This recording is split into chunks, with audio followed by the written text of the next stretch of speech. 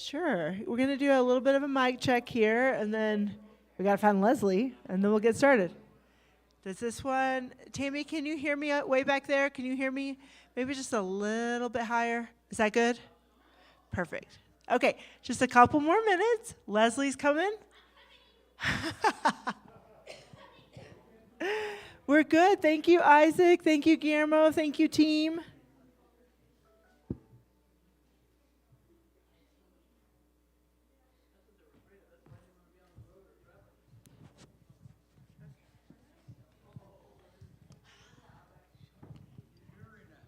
I'm in the hot seat today.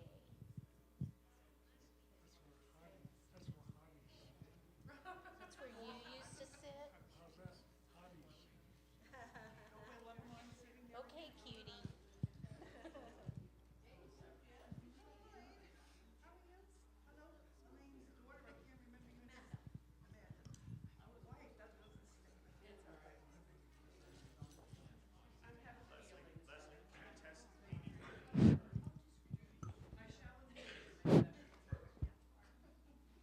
I think we're double checked now. I think we're good.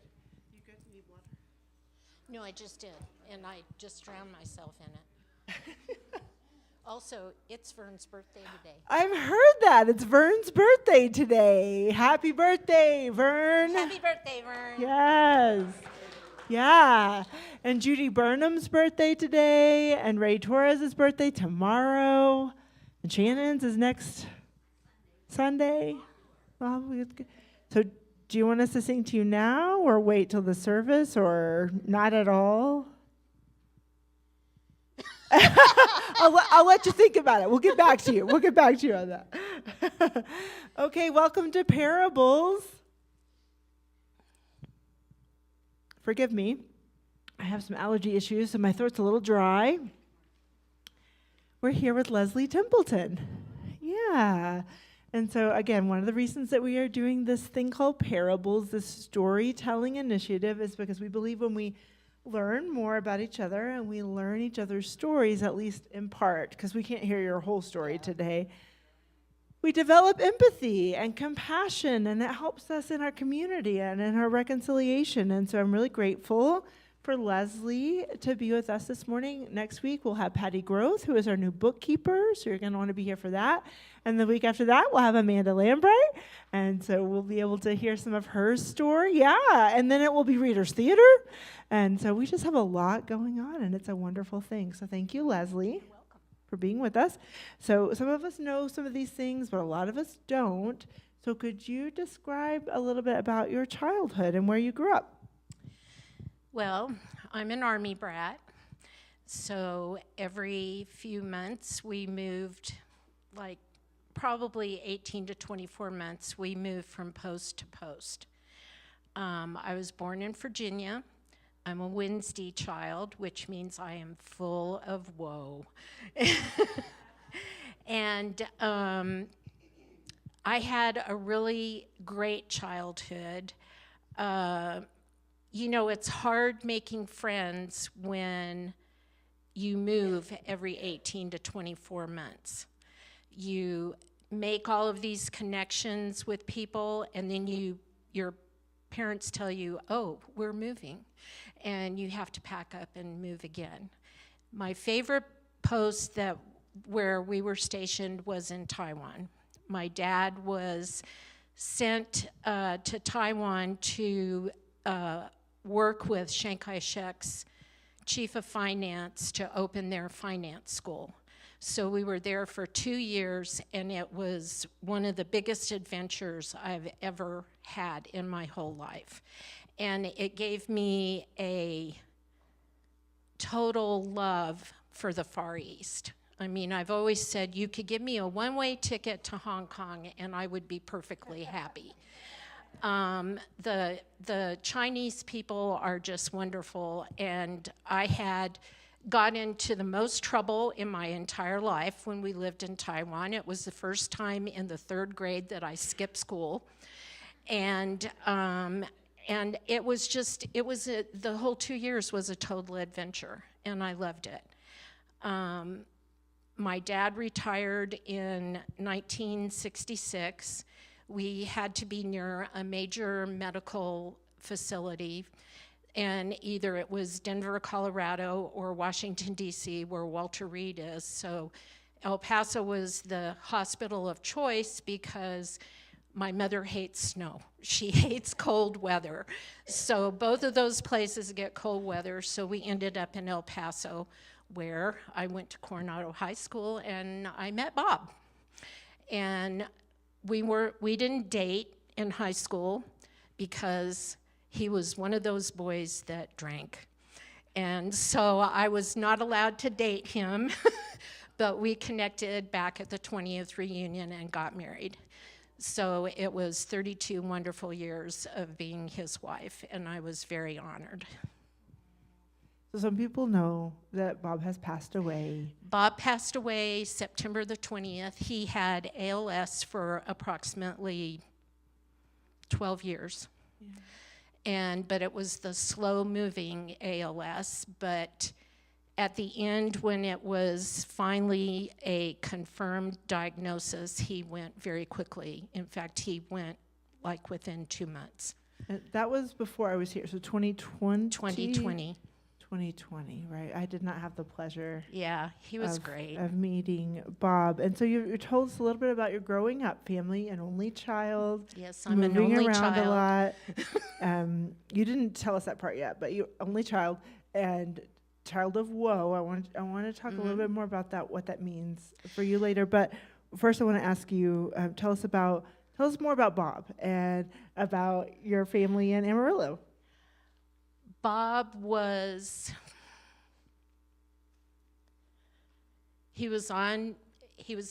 we met in high school, and he was one of those strong, silent type, the guy that stays in the background. He was an observer.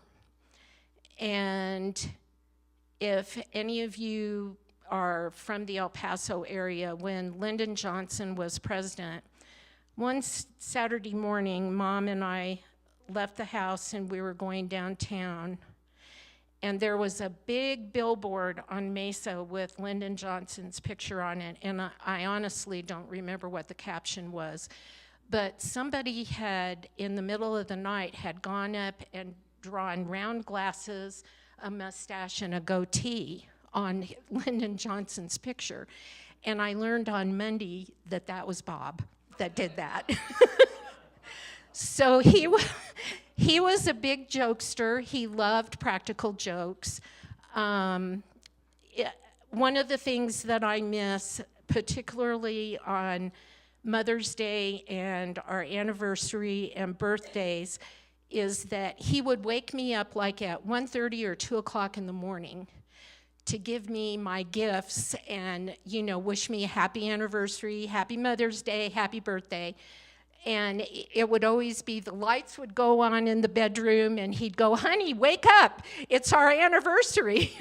So that's one of the many things that I miss about him. He just filled my whole life. When he passed away, it took me a long time to figure out who I was, because I lost the better part of myself when he passed.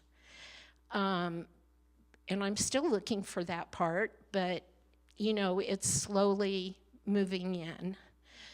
I have a son, Landon, who is also an only child. He and his wife, Wendy, live in Amarillo. They have 3 kids. Well, they're Landon's kids. Lance, my oldest grandson, lives in El Paso and is he's a CPA and working for a firm in El Paso. My middle granddaughter, who is just like me, unfortunately, she truly is just like me. She's a wild child. She lives in Amarillo. She's expecting her second baby June 27th. And then Sean, well, actually, Sharia is the youngest. Sean is the middle. He lives in Amarillo also, and he works with a plumbing company. Landon was diagnosed Thanksgiving weekend of 2016 with congestive heart failure. His dad had 3 tours in Vietnam and was subjected to Agent Orange. And when we took him to the doctor, they said that Agent Orange goes down, it goes into the genes, and so Landon developed congestive heart failure because of Agent Orange. He is still on a heart transplant list, but he is working. He works for Bell Helicopter, and he's very happy. Wendy owns a restaurant in Amarillo, Cecil's Bar and Grill, and loves her work. She bought the restaurant from the previous owner, and she enjoys that, but she's tired a lot. And but they'll be here Memorial Day weekend, which will be really nice. I tried to go to that restaurant in Amarillo, but we weren't there at the right time for it to be open. I really Yeah. wanted the chicken fried steak. I It looked know. really good. They have chicken fried steak with green chili gravy. I know, It's right? really like good. we routed our trip to Iowa and back through Amarillo, but we weren't there at the right time. It was so sad. I'm gonna get there I know. one of these days. Seeing family in Texas. Okay, so that's a lot so far, but I want to make sure we also talk about your faith background. So tell us a little bit about how you came to faith and what that means for you. My mom started taking me to church when I was 2. We would go to Sunday school. You know, she'd take me to the kids' Sunday school, and then we would go to church. For some reason, I was quiet in church at 2 years old. I don't know how that happened, but I was very quiet during service. The only thing that I remember about Sunday school was my Sunday school teacher was a, excuse the expression, hellfire and damnation Sunday school teacher. Oh, no. You know, she told us that God was a punishing God, and if you lied or did something you were not supposed to do, God would punish you. And I grew up with that in my head for many, many, many years.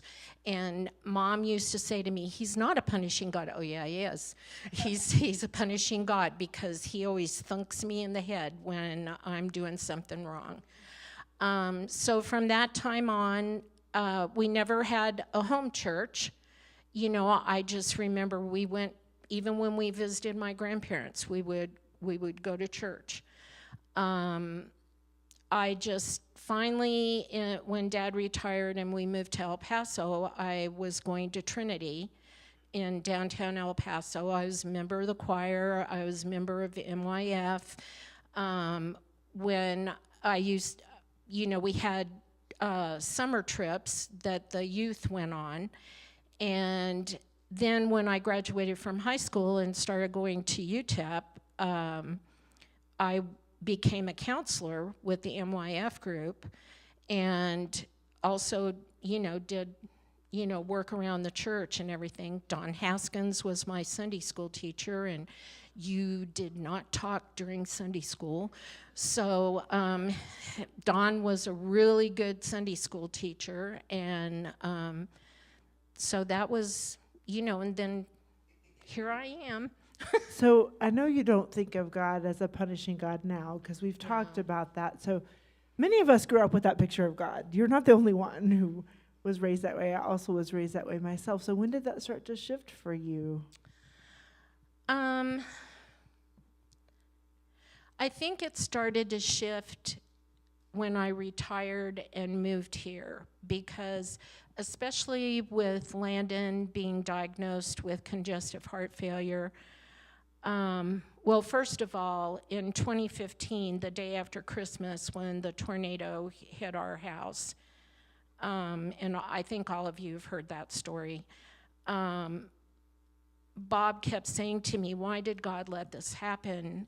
And I looked at him and I said, God didn't let it happen. I said, God protected us.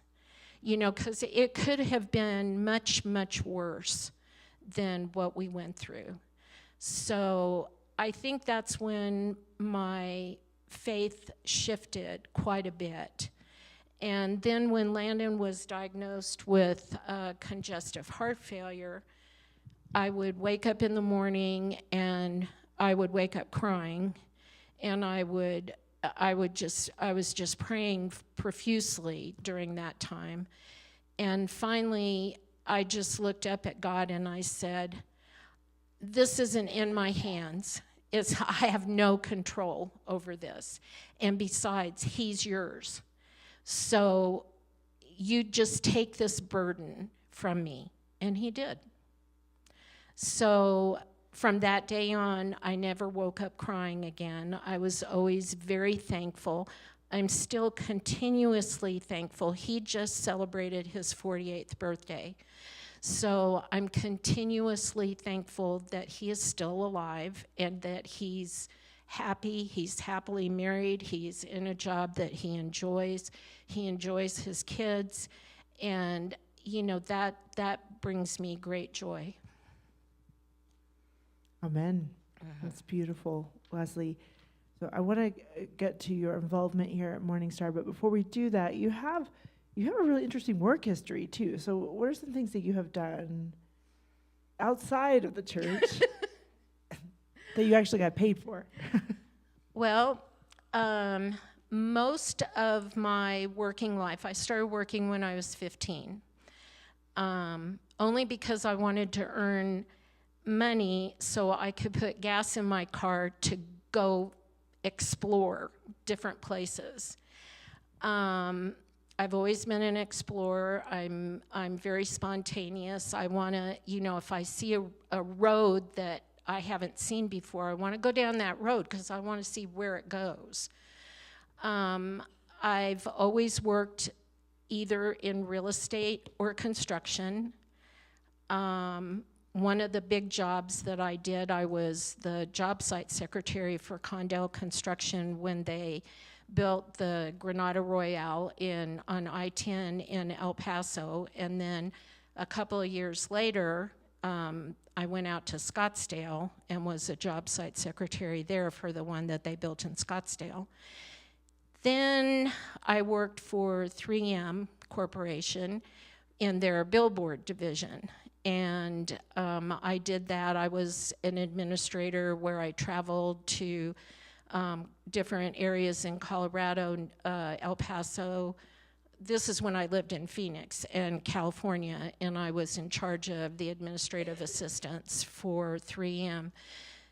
Then when I moved to Dallas and Bob and I got married, I went to work for Cushman & Wakefield, which is a global commercial real estate corporation.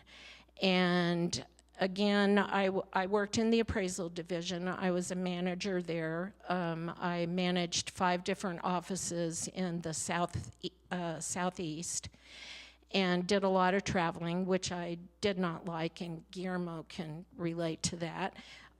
Usually after 2 days, I was like, okay, I'm ready to go home.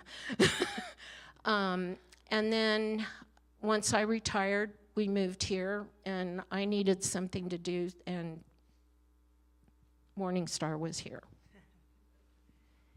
We needed you. So right now you're serving as a coordinator of traditional music. You lead the choir. You help us on Sunday mornings so we can all sing together. But this is not the first time you served in that role. You've done this before. So when was your first round, I guess, in that position? Well, my first round was when Ross began his pastorship here. And I worked on that for a couple of years. And at the same time, I was the lay leader. And finally, that was when Bob started getting much worse. And so I told Ross I could no longer carry on my duties. And thankfully, Audrey stepped up, my good friend Audrey, and became the lay leader. And now I'm back. When Amy called me, I had actually just quit my position at Stubbs Engineering. And Amy called me, I think it was like 3 days after I quit, and said, would you be interested in taking care of the music here at Morningstar? I didn't even hesitate. I said, yeah, I'll do it. The timing was right. It was. It was right. And so I don't know if everybody knows this, but you declined a salary. I declined a salary because if I took a salary, it would be a job. This is a joy. It's a joy for me to do what I do for this church. It brings me great joy. It brings me a lot of happiness. It brings me a lot of peace in my life. It keeps me busy when I don't really have anything to do. And every time she asks me if I want to take a salary, I go, no, I don't want a salary. Just don't ask me. I really don't, because seriously, it would be a job then. And then that gives you, it puts a different take on it when it becomes a job. You know, when you're just doing something out of the love of it and out of your heart, it's joyful. Not saying that if I got paid it wouldn't be joyful, but it's just more joyful when I don't get job. You are giving an additional gift to the church by saying, I'm not going to be paid right now. And that's a choice that you've made. It's a gift that you give. But you all need to know, she works so hard. I mean, she rehearses the choir. She selects the music with me every week. She works on special music. She coordinates with the bell ringers and when they're going to play. She's always talking to Guillermo about collaborative efforts. You know, she's making sure we sound the best that we can sound. She works really hard out of the goodness of her heart, and we really need to be grateful and show our appreciation to that, because that's a huge gift. So thank you, Leslie. Yeah. So tell me how you got into music, though, because I don't think I even know that. I know about your other work history, but how did you make your way to the love of music, to the level that it is now? My mom played when we were stationed in San Antonio. She had this huge organ, you know, with all the pull things and the pedals and everything and the double keyboard. And she was always playing on that. My dad played the violin and the drums. They were both very musical. Mom also, she grew up in the Methodist Church, and she sang for the Methodist Church. She also sang for the Lions Club. She did a lot of solo work. And so when I was 5, she started teaching me how to play the piano. When we were stationed in Taiwan, I had a piano teacher. When she would ask me, how many hours did you practice this week? And I'd just look at her and say, 1. And she'd say, no, you need to practice at least 5 hours a day. And I thought, 5 hours a day? That takes out of my playtime. So I started having piano lessons when we came back to the States. I continued with piano lessons. When we moved to Virginia, my dad was adamant that I joined the band in middle school. So I joined the band. I really, really wanted to play the oboe, but my embouchure was not correct for the oboe, so I ended up playing the flute. So then I moved from the flute to the timpani drums, which I loved, because you can get a lot of anger out when you're playing the timpani.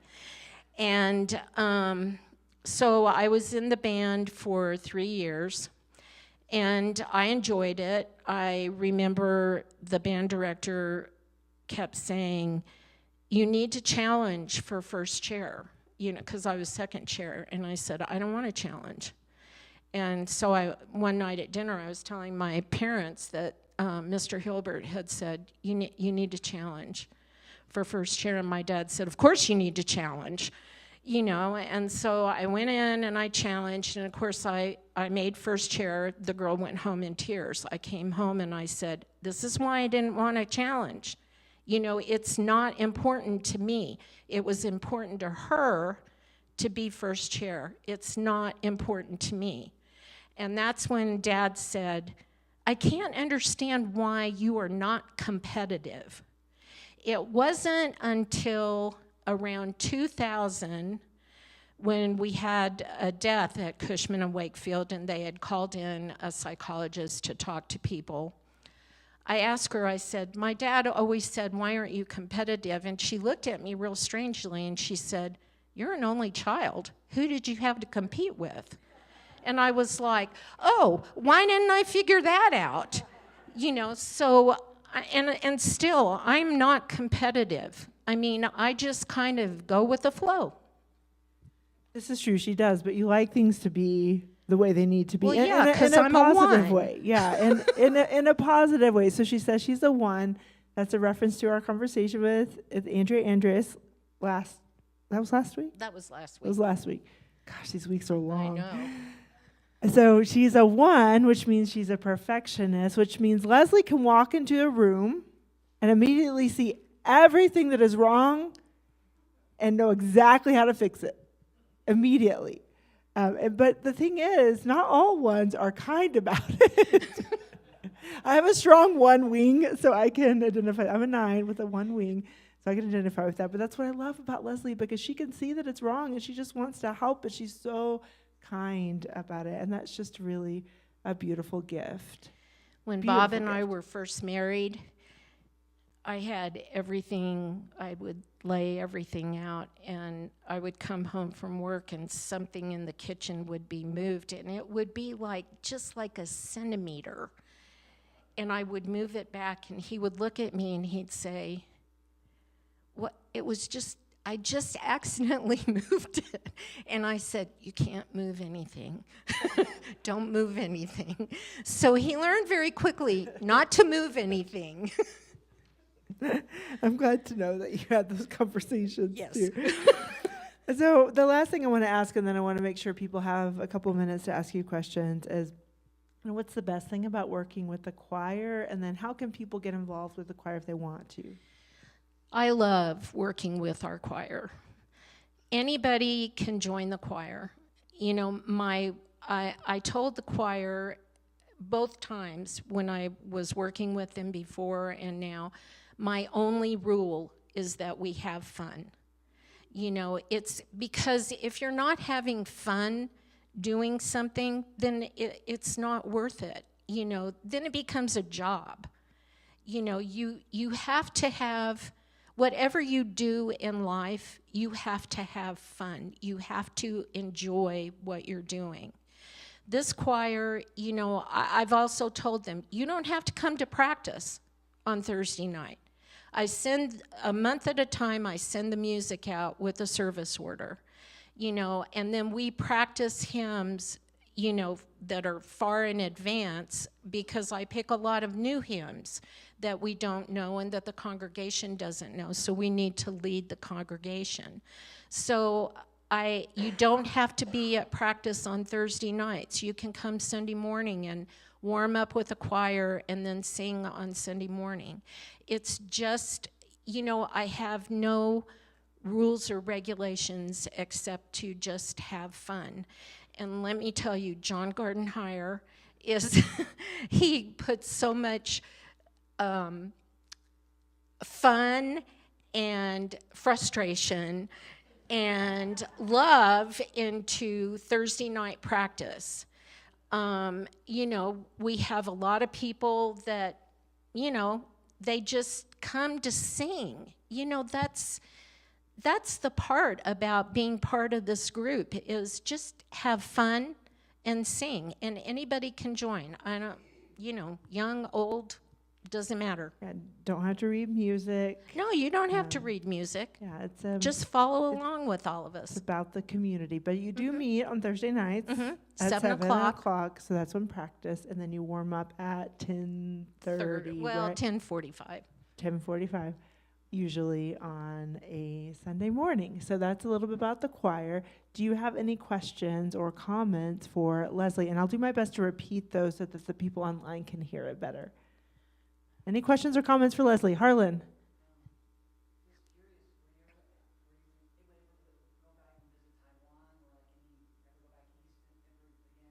No, let me repeat it for people online. Did you ever go back to Taiwan or visit East?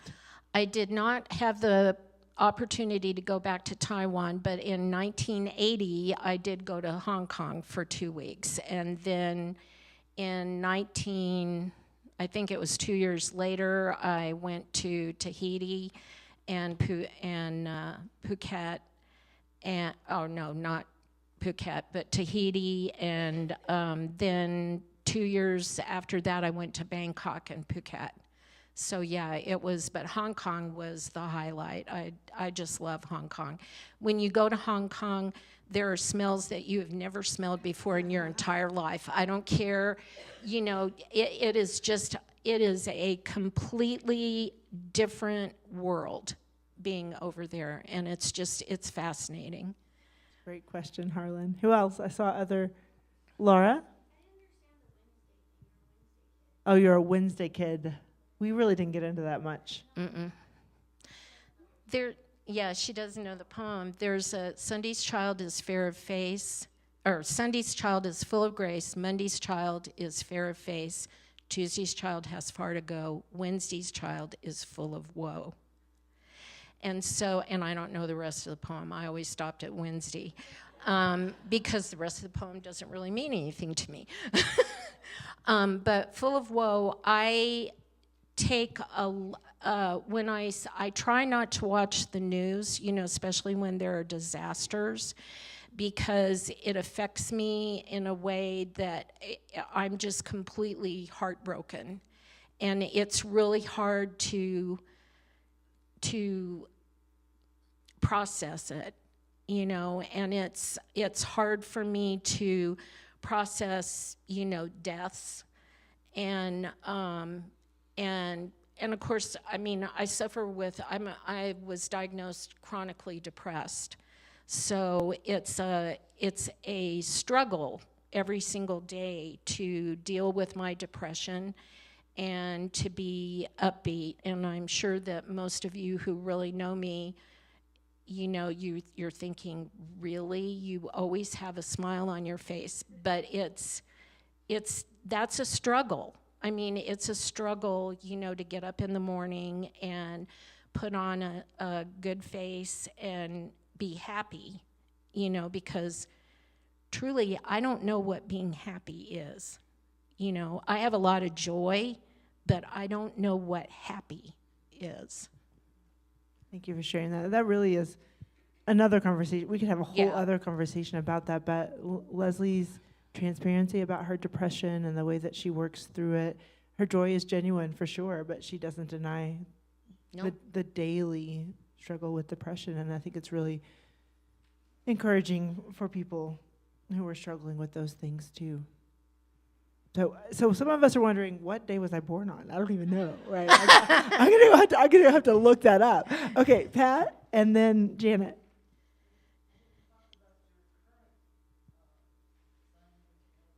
Current assignment with your mother. My mother is 96 years old. She lives with me. She has lived with me now since 2015. She is currently declining mentally. She has developed a lot of sundowners and sometimes some dementia during the day. It is a struggle to not get angry, you know, because I'm used to her being this rock. She is no longer my rock. You know, a lot of times she's in this fantasy world. The TV in her little woman cave, she has that on, and sometimes she'll wander out into the living room and sit down, and I'll say, "Mom, why are you in the living room?" "Well, those people are in there, and they won't shut up." You know, and I'll say, "Come on," and I'll take her back to her room, and I'll get the remote and turn the TV off, and I go, "Okay, the people are gone now, you can relax." You know, so she's convinced that there are these people that are in the house. It's a struggle. I used to get really angry. We'd have a fight. And it's like a stab in the heart, because I don't know when the time is going to come when she is not going to know who I am. And being an only child, that, because my dad passed in 1969. So being in that situation has been a real struggle emotionally and mentally. And it's starting to become more physical. Caregiving is difficult, especially with dementia. And we are glad that your church can be a support in that time. And it's another area in which Leslie is really transparent. So if you need someone to talk to, I know she would be, thank you, Pat. She would be more than willing, I know. And I think everybody knows my life is an open book. I mean, I don't hide anything. There's no point in it. Yeah, she wants people to be able to learn from her own life as well. Janet, I think this is going to have to be the last one because we have to get ready for church. But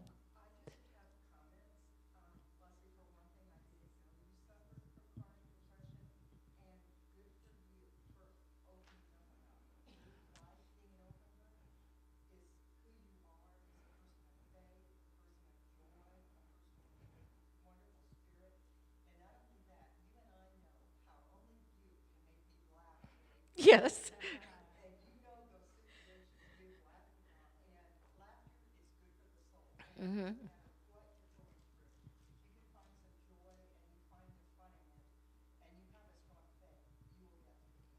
Thank you, Janet. And I that's think so Vern had a beautiful. question. Okay, let me recap what Janet said, and then we'll close with you, Vern. So Janet was thanking Leslie for her transparency about her depression, and that was something new that you didn't know, right, Janet, about Leslie. But also, Leslie can make us laugh, all of us. She's really good at getting the laugh. And so if you haven't experienced that, you should talk to her.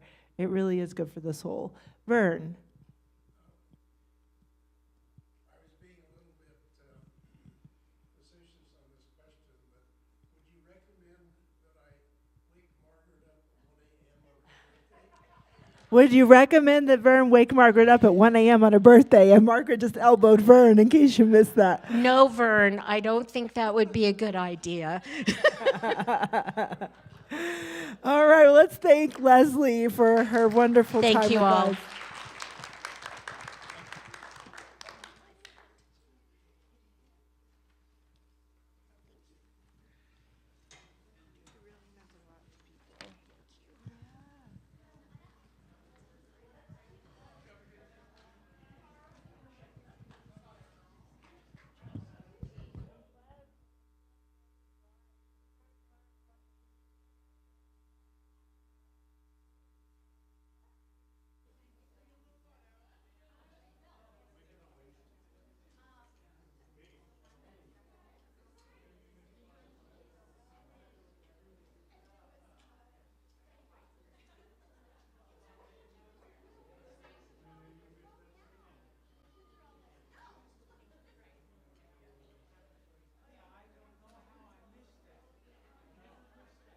Test one, test.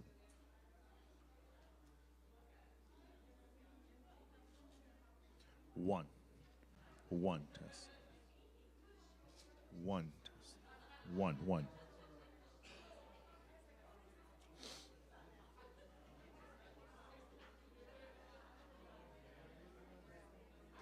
Test one, test. Test one. That's good. One. Test one. Okay. Oh, thank you.